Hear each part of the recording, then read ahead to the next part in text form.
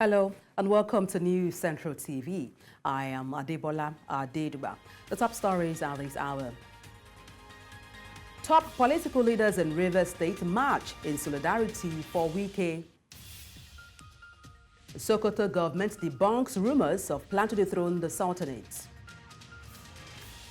5 killed as Kenyan youth protest continues nationwide strike. And details shortly. Members of the National Transition Committee of the Nigeria Labour Congress on Tuesday stormed the Labour Party headquarters in Abuja, calling for the immediate resignation of the National Chairman Julius Abure. Led by Acting Chairman Abdulwaheed Omar, the NLC members arrived at the secretariat, chanting solidarity songs and demanding Abure steps down, citing the expiration of his tenure.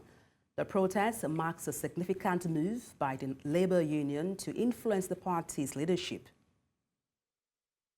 News Central will bring you up to speed on this developing story.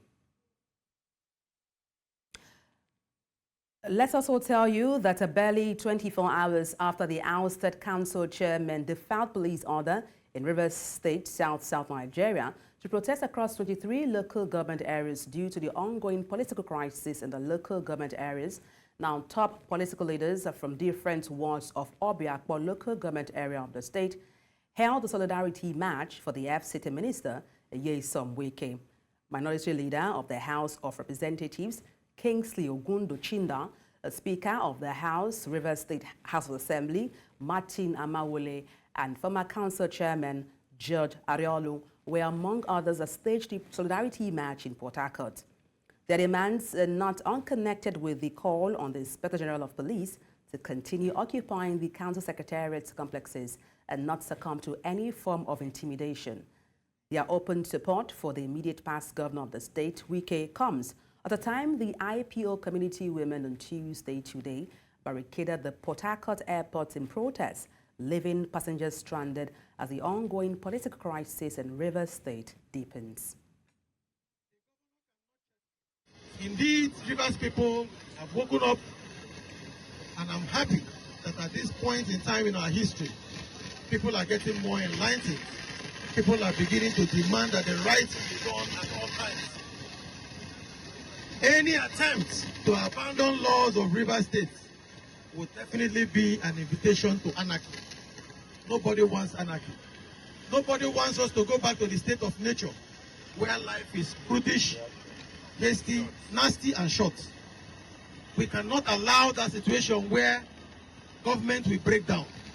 And that is why all our laws must be obeyed. Even the governor must obey laws of Rivers State. He cannot cherry pick. The governor cannot cherry pick which law to obey and which one to disobey. And so, like the governor said, there is no sacrifice that is too much for peace. However, if you want sincere peace, you must be ready to do justice. There can be no peace without justice.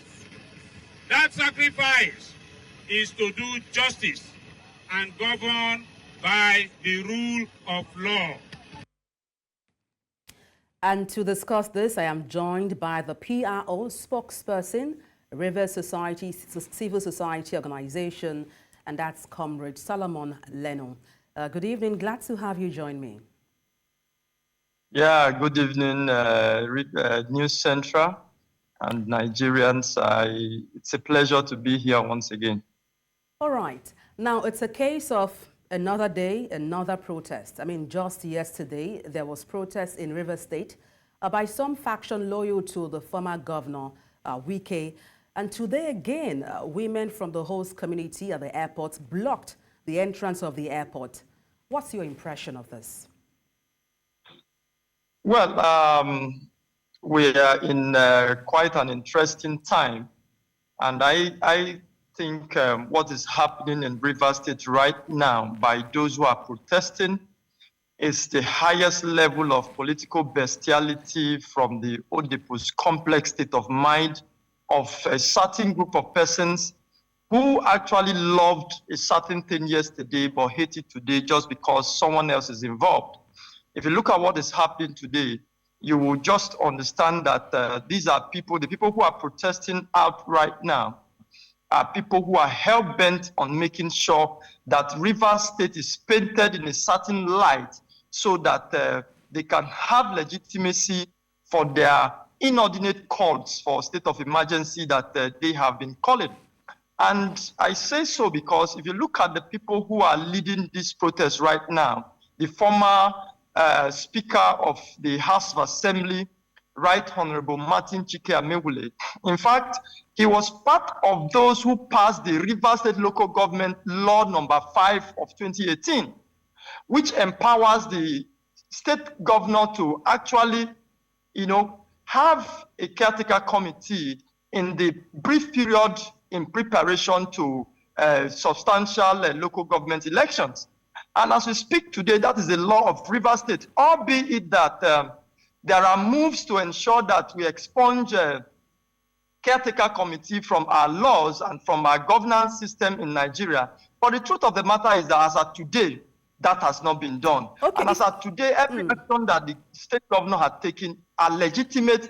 And I can tell you that these people that you're seeing protesting are people who are trying to ensure that people outside of Rivers State will see Rivers State as a state that is in chaos, as a state that is in rancor, so that they can have legitimacy for all the illegal calls that they are calling over there in Abuja. Comrade Leno, if I may, Comrade Leno, you talked about something quite interesting. You talked about the caretaker committee, and now some persons have said there was 8-point agenda signed last year where the president interceded, President Bola Ahmed Tinubu, between the former governor of Rivers State, that's Nyesom Wike, and the sitting governor right now, Siminalayi Fubara. And then in this 8-point agreement or agenda, it was therein written that, those local council chairmen will have their tenure extended. And so why now is the governor of Fubara acting against what he agreed upon? What's your reaction to that? Well, I think you're actually not getting it correctly. If you look at the 8-point resolution of 18th of December 2023, extending the tenure of the local government chairman. Well, seems we lost you there. Of those resolutions. And yes, and also I will also want you to understand that the resolution at Aso Rock in December was not a law. It was just a decision. You understand, a political solution, so to say, like a father would try to proffer to his children who are having crisis. It is not known before our laws. It is because what we operate here in Nigeria is a constitutional democracy, and everything that we must do must be according to the law. So that was just an intervention. And of course, we must commend the governor who tried as much as he could to try to, implement most of the things that was on that resolution, which the extension of the tenure of the local government chairman was not part of it. And I'd also reiterated a lot of times that, look, that someone is peaceful, he loves a peaceful coexistence, does not mean that the person will go to the extent of breaking the law. What is happening here today now amounts to breaking the law. If you ask an elected chairman who were elected and a stipulated tenure given to them to go and continue beyond that stipulated time, you have created a political precedent that will haunt not just Rivers State in the future, but Nigeria as a whole. If you listen to what the governor of Ogun State, Dapo Abiodun, said, yesterday when he was on one of the TV stations, he said that, look, that the whole governors of the South are behind the state governor of Rivers State, not just because he's from the South, but because what is happening in Rivers State, if left alone, will create a very dangerous and terrible precedent in our democratic process. If I may comment, you understand? Comrade Leno, yeah. Now, talking about the caretaker committee, there's been different insinuations. I'll come back to this issue of protests, in Rivers State by dignitaries. But then, just to follow up on what you just hinted upon, some persons have said the governor himself contravened the constitution of the state by inaugurating the caretaker committee. And perhaps, it seems as though the State House of Assembly preempted the governor by because he has refused to conduct local government elections, and so their tenure were extended. What's your view or impression of that? Well, when you have a situation like the one that we are having in Rivers State here, people will come up with several factions will come up with a narrative that will suit their actions and try to make them look legitimate and all of that.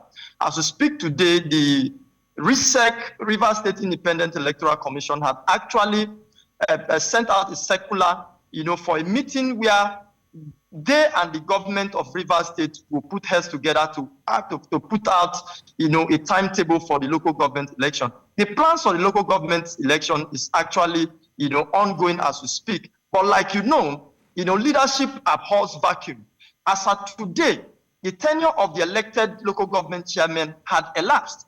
And then do you expect that the local government, the people at the governance at the local level was supposed to be allowed without people that will man the leadership saddle at that level? That's not the right thing to be done.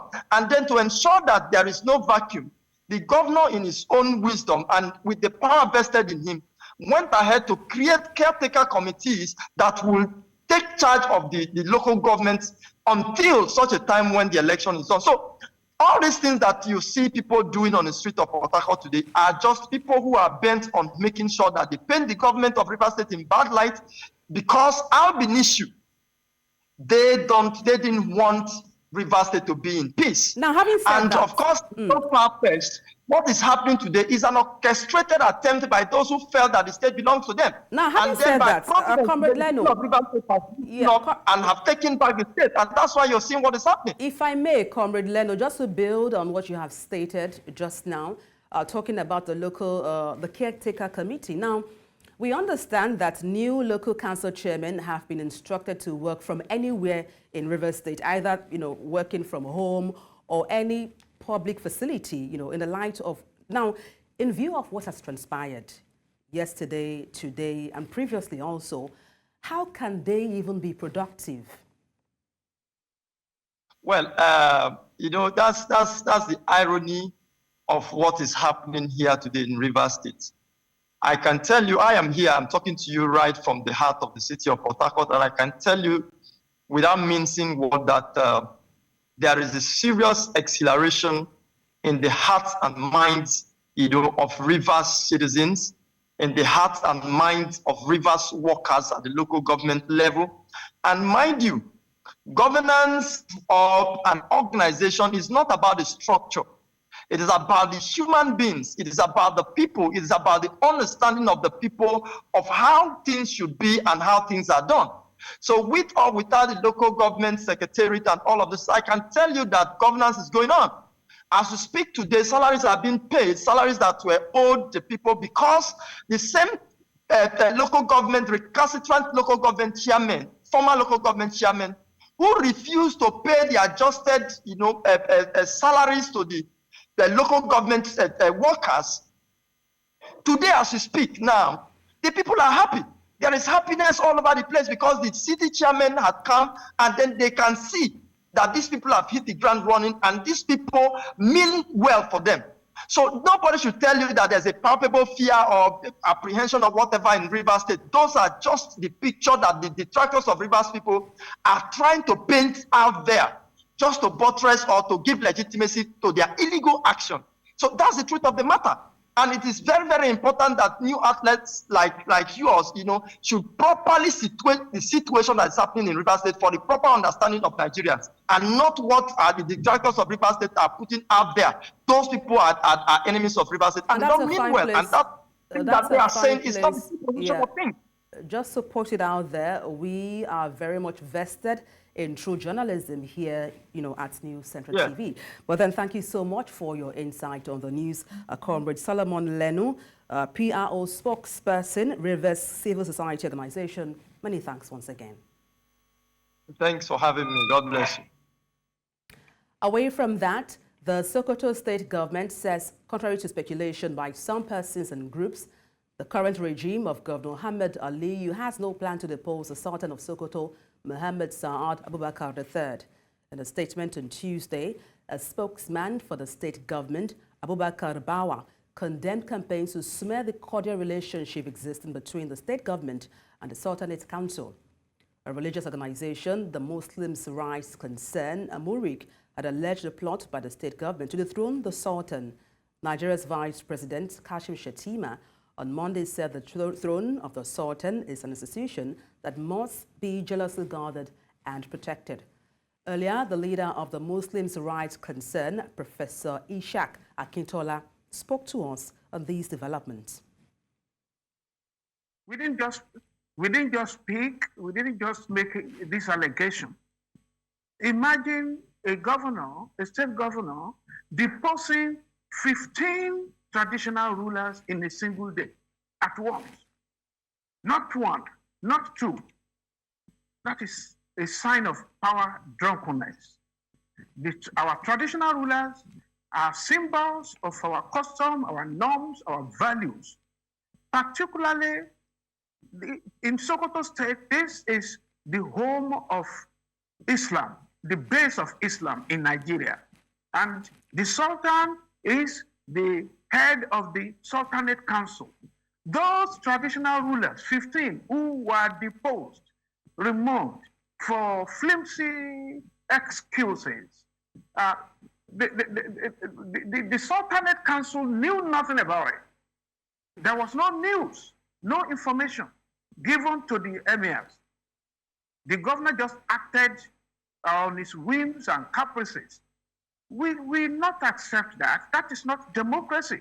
Democracy is about consultation, information, not just one person acting autocratically, territorially, and of course, leaving the rest in limbo.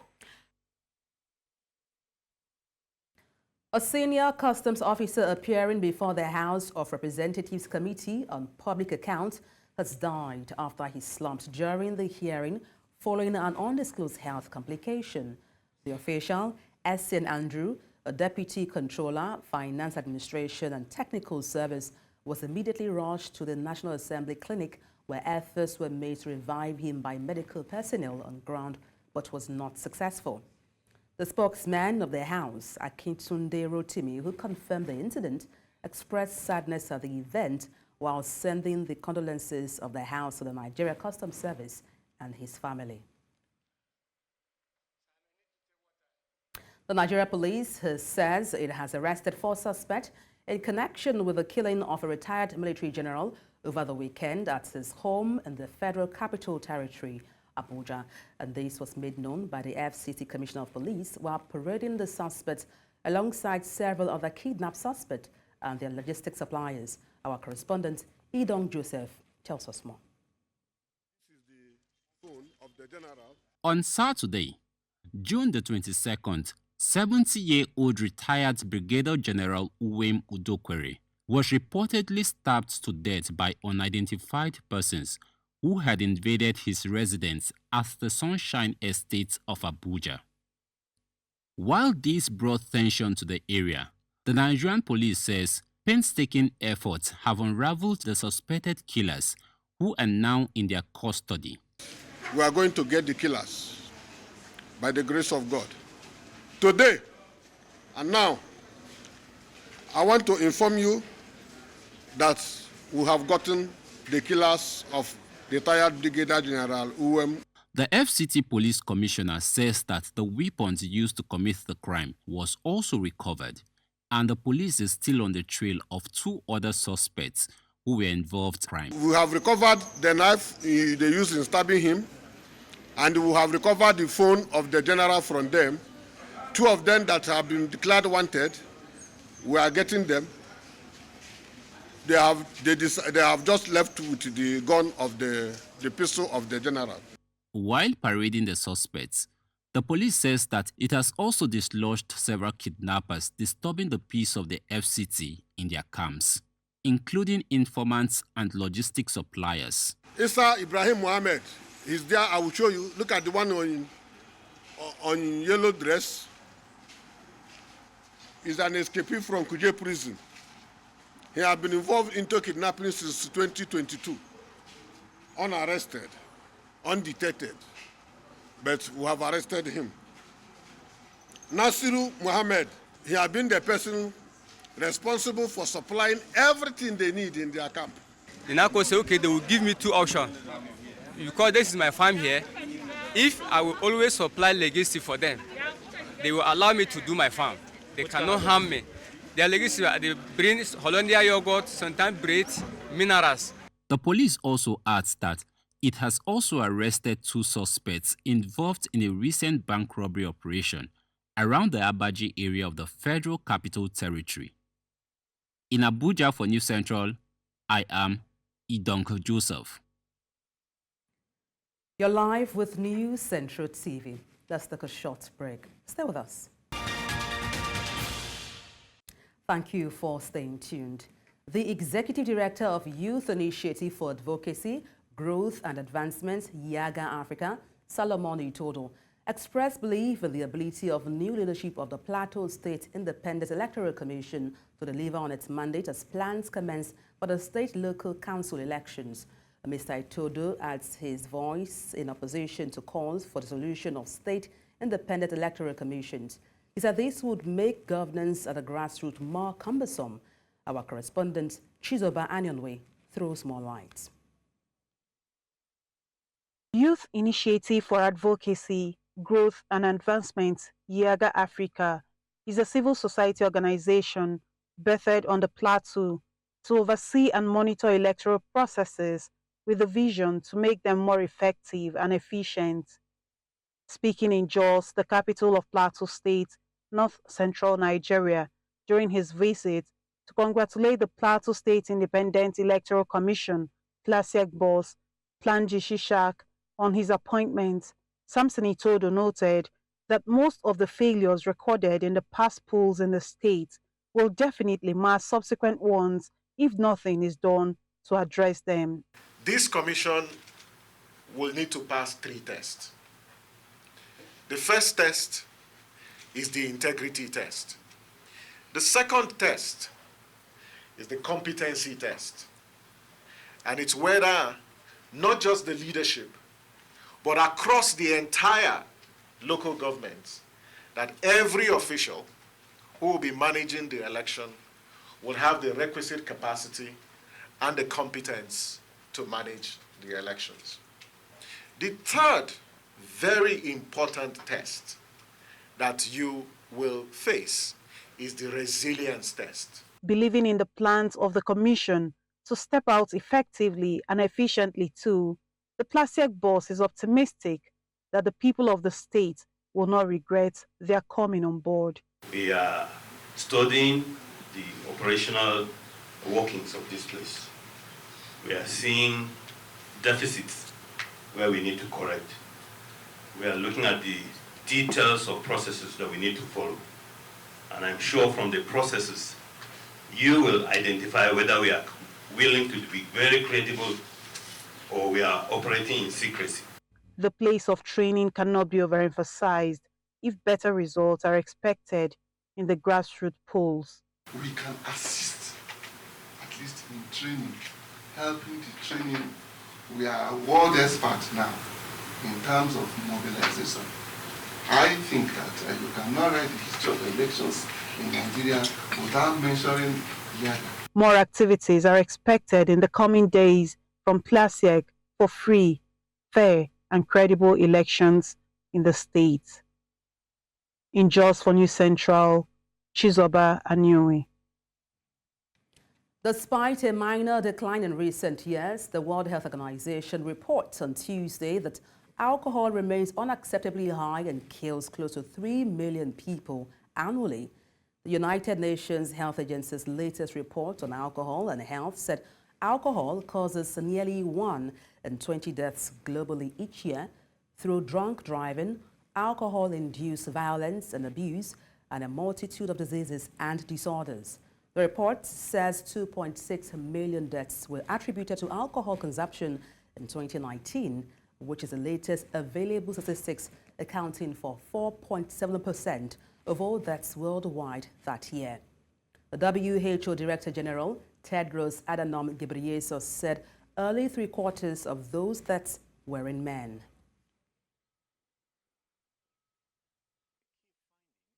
The report include total alcohol per capita consumption in the world population decreased slightly from 5.7 liters in 2010 to 5.5 liters in 2019. The highest levels of per capita consumption in 2019 were observed in the WHO European region, 9.2 liters, and the region of America, 7.5 liters. The level of alcohol consumption per capita among drinkers amounts to average of 27 grams of pure alcohol per day, which is roughly equivalent to 2 glasses of wine, 2 bottles of beer, or 2 servings of spirits.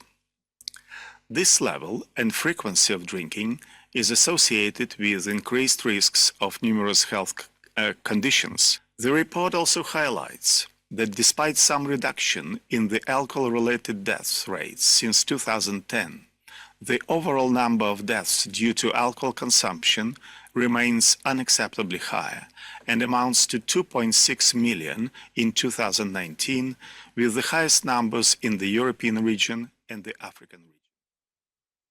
In order to avoid over-processed fruits and vegetable drinks, which litter shops and markets, nutritionists advise people substitute them with natural fruits and vegetables.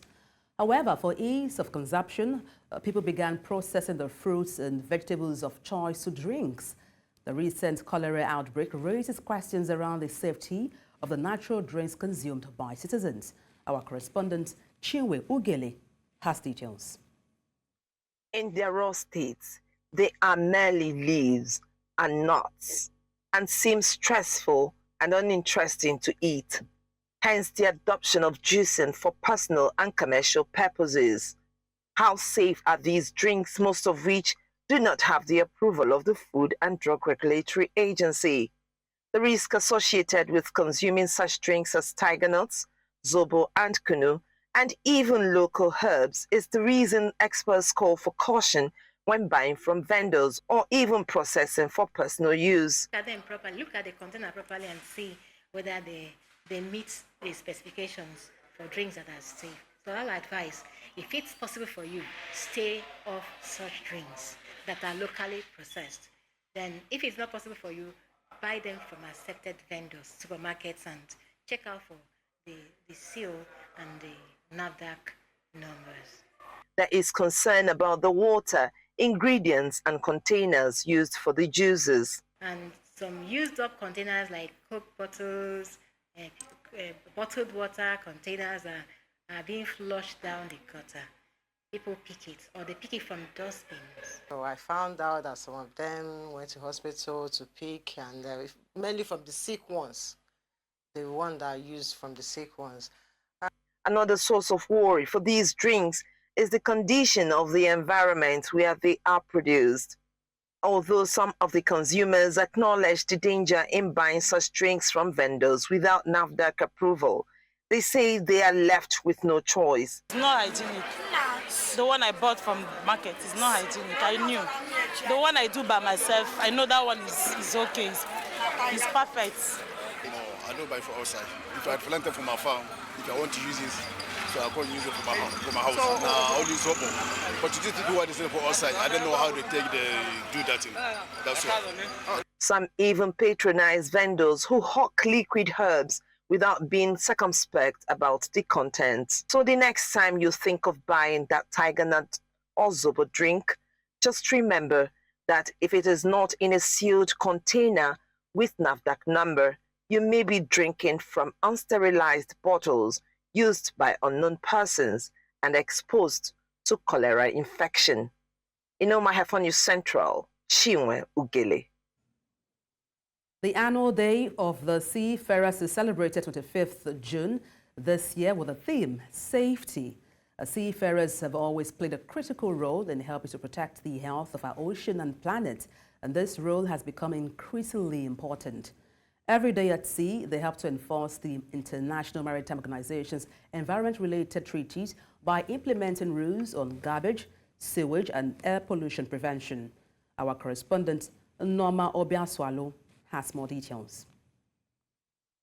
This year, once again, the annual Day of the Seafarer will be celebrated on June 25th with the theme Safety. The Day of the Seafarer was established in a resolution adopted by the 2010 Diplomatic Conference in Manila to adopt the revised STCW Convention. Its stated purpose is to recognize the unique contribution made by seafarers from all over the world to international seaborne trade, the world economy, and civil society as a whole. The resolution encourages governments, shipping organizations, companies, ship owners, and all other stakeholders concerned to duly and appropriately promote the Day of the Seafarer and take action to celebrate it meaningfully. The Day of the Seafarer is recognized by the United Nations as an observance day. Therefore, their role is a significant force in facilitating ocean trade across borders and within coastal waters. Seafarers spend a great deal of their time on board ships, and this provides many opportunities for them to take pictures of their working environment. For the 2024 campaign, Safety Tips at Sea will be the new hashtag. Seafarers have been sorely tested in recent years, currently facing hostile acts from piracy or in conflict zone. I humbly acknowledge seafarers' resilience and sacrifice in the name of work. Seafarers, I have seen you work on deck and below, in engine rooms, on bridges, in canteens and in cargo holds, making the world's largest methods of transportation go. And you do this with the highest levels of safety while always ready to tackle emergency situations. Clearly, no one knows your work better than you. Your experience is absolutely vital for the future of shipping in a safe sector. So I would like to invite you, seafarers, to join the safety conversation. We want to hear from you. Let us know how you keep up with the pace of technological change and innovation to stay safe on board, and how you cope with mental challenges. I invite you to share your photos to top tips for safety at sea. In Lagos, for New Central, Norma Obiaswalo. The controller of Apapa Area Command of Nigeria Customs Service, Babatunde Olomu, on Tuesday joined the commander of the NDLEA, Apapa Special Area Command, and other government agencies in the port in the work to commemorate the 2024 International Day Against Drug Abuse and Illicit Drug Trafficking. The Customs boss notes that such collaboration between sister agencies of government is crucial for intelligence sharing and ensuring public safety. Giving hope to the hopeless and putting smiles on the faces of less privileged in our society can only be a show of togetherness and a sign of love. These were the words of the Nigeria's Super Eagles captain, Ahmed Musa, when he visited victims of recurrent attacks in Mangu and Boko's local government areas of Plateau State. Our correspondent, Chizoba Anyonwe, was there and now reports. Ahmed Musa is a renowned footballer, both nationally and internationally. He is from a Muslim family, though his mother remained a Christian even unto death.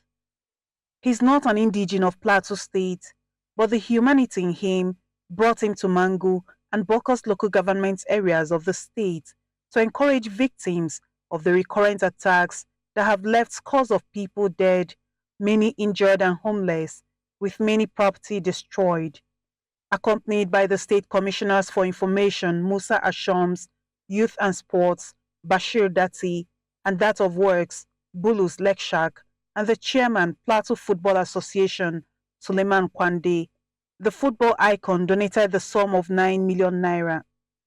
According to him, his visit will go a long way in encouraging the victims, even in the face of their present predicament, while calling for an end to the carnage.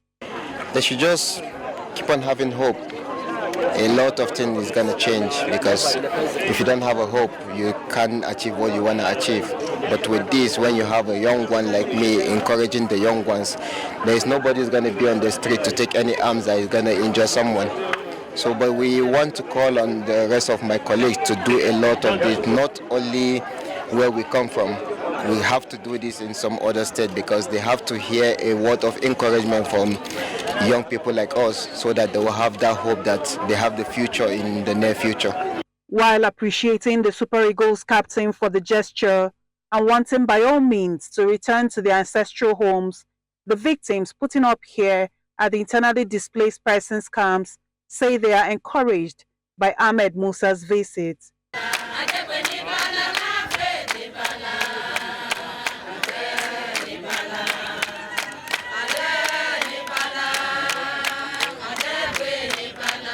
We really appreciate his effort. We thank him so much, and by this he shows us that ethnicity is nothing is nothing. We have to work together despite our tribes, our religions, and what of you. We really appreciate it for visiting us, Ahmed Musa. We hope this crisis would stop. We thank you for everything you have done for us. The footballer also gave a token of 500,000 naira to this team of footballers in Mangu for winning Governor Caleb Mutfwang's cup. In Mangu for News Central, Chizoba Anyowe. Coming up, Human Rights Watch urges Mali to release 10 jailed junta critics. We have details shortly. Join us again.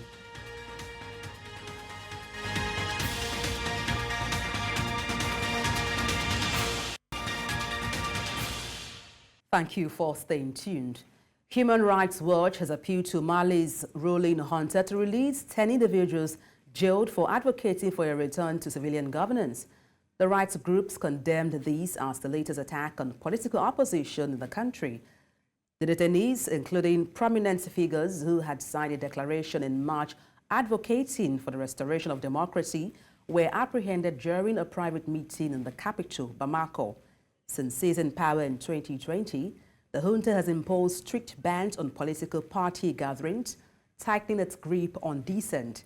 In a statement, Human Rights Watch highlighted the junta's escalating crackdown on peaceful dissent, political opposition, civil society, and the media since the military coup. And now to East Africa, where 4 protesters have been shot outside the parliament, according to an NGO, the Kenyan Human Rights Commission. It says 1 person has been killed. Thousands, just to mention this, has not also been confirmed. Thousands of anti-tax protesters in the Kenyan capital, Nairobi, pushed their way into the complex where the parliament sits, with reports of people being wounded as police fired rounds to disperse the crowd. In the meantime, the Kenya Human Rights Commission has condemned the acts, calling such actions unacceptable and constituting a grave violation of human rights. Respect the law.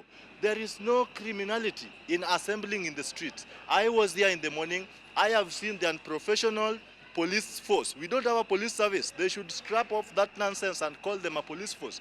They are here brutalizing innocent citizens who are unarmed, who are only speaking because the president has successfully captured parliament. He has successfully captured the judiciary. The only surviving sovereign power is the people. Now he's trying to brutalize us. In South Africa, the Pan-African Parliament held its opening ceremony of the 3rd ordinary session of the 6th Parliament in Midrand, Johannesburg, where new parliamentarians were sworn in this afternoon. Now, this follows elections in several African Union member states and rotation within delegations. The ordinary session is scheduled to run from the 24th of June to the 5th of July, operating under the African Union's theme, the Year of Education, Educate an African Fit for the 21st Century, building resilient education system for increased access to inclusive, lifelong, quality and relevant learning in Africa. Bongani Sisiba has more details. Yet another sitting for the Pan-African parliamentarians to come together to deliberate on issues facing Africa. This session began with new members of the August House taking their oaths. The president of the Pan-African Parliament, Fortune Charumbira, addressed the gathering, stating the vision for the future. The PAP is an institution. A house suffered damage, but it's our responsibility now to move forward and move on and prove to the continent that we are women and men of capacity. Despite conflicts, we are able also to repair quickly our image and demonstrate that whatever happened was unfortunate, and we mourn the past. We mourn the past and we go ahead, we move ahead. But what is the mandate of the Pan-African Parliament? Facilitate the effective implementation of the policies, objectives, and the vision of the AU, and ultimately the whole union. It says to promote the principles of human rights, democracy in Africa, and ensure that we deepen the democratic culture on this continent, and that we encourage good governance, transparency, and accountability in member states. Facilitate the peoples of Africa, facilitate the peoples of Africa with the objectives and policies aimed at integrating the African continent within the framework of the establishment of the African Union. In his address, the guest of honor, His Excellency Adel bin Abdurrahman Alasomi, President of the Arab Parliament, advocated for a launch between the Arab Parliament and the Pan-African Parliament. I would like to seize the opportunity of my presence with you here today to call for the launching of a joint action plan between the Arab Parliament and the Pan-African Parliament to explore cooperation mechanisms through which we can advance the path of Arab-African integration. The Dean of the African Ambassadors praised South Africa's justice system for making the voice of Africa heard in the conflict between Israel and Palestine.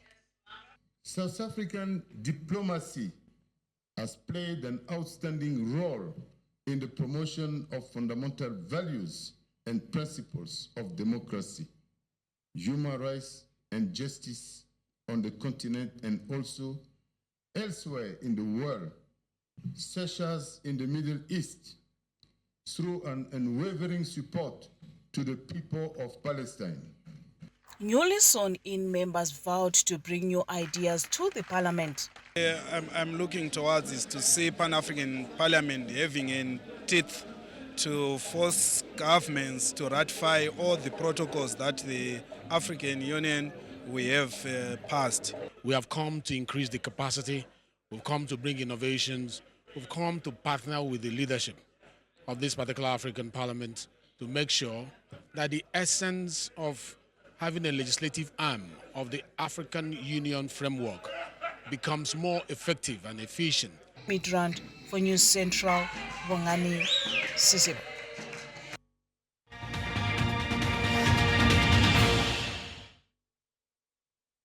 In business, Ghana's efforts to achieve financial stability have received a significant boost with the announcement of a preliminary agreement on debt restructuring with international bond holders. After months of negotiations to address the country's growing debt burden, this agreement covers approximately $13 billion in international bonds and marks a significant milestone in Ghana's debt restructuring program. In March 2022, Ghana's central bank implemented a substantial interest rate hike of 250 basis points to 17% in an attempt to combat rising inflation and a weakening currency. Now, while this aggressive measure aims to control inflation, there are concerns about its potential impact on economic activity, job creation, as discussed by Patrick Abankwa, financial analyst and investment advisor on the Business Edge show. Reduce money in circulation at the time that they increase the interest rates, that's March 2020. And the intention was that this would discourage consumer spending and help to prices of investment. What it is that sometimes it can stifle economic growth, as you rightly said. Businesses are now less likely to borrow money to expand or even hire new employees, and that also led to we seeing high rate of unemployment within the period, and that also means that cost of borrowing is very high for these businesses, and because of that, they are not able to make the margins by way of revenue over the long period of time. So when you add these factors together, it can lead to slower economic growth and job creation, as against the issue of just trying to stabilize.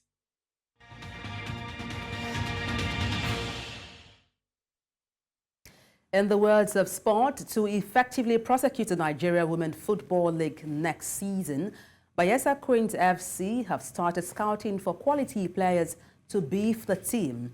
Chairman of the club, Robin Apriala, disclosed this in Yenogwa that the search for quality players to prosecute the NWFL Premiership, which will begin in November this year, has taken the club far beyond the South Shores. They states that Bayelsa Queens would participate in the competition with the aim of winning, stressing that their record in the NWFL Premiership so far has been encouraging. Bayelsa Queens finished the 2023-24 season in third place, missing out the WAFU playoffs.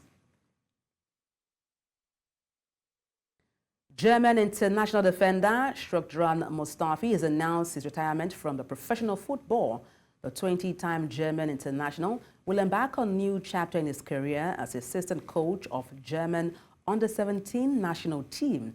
Mustafi's career spanned over a decade, with stints at clubs such as Everton, Sampdoria, Valencia, Schalke 04, including Arsenal. He was a key member of the German national team that won the 2014 FIFA World Cup in Brazil. In recent years, Mustafi faced a series of injuries that ultimately led to him to hang up his boots. His last professional club was Levante in Spain, where he made 14 appearances and scored 2 goals over 2 seasons.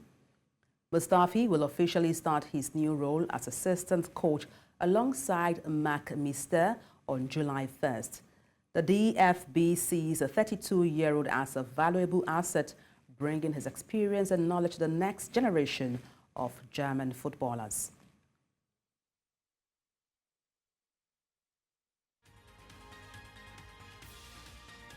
And that's all on the news of this hour. But before we go, let's take a look again at some of the major stories. Top political leaders in Rivers State march in solidarity for Wike. Sokoto government debunks rumors of plan to dethrone the Sultanates. 5 killed as Kenya youth protest continues a nationwide strike.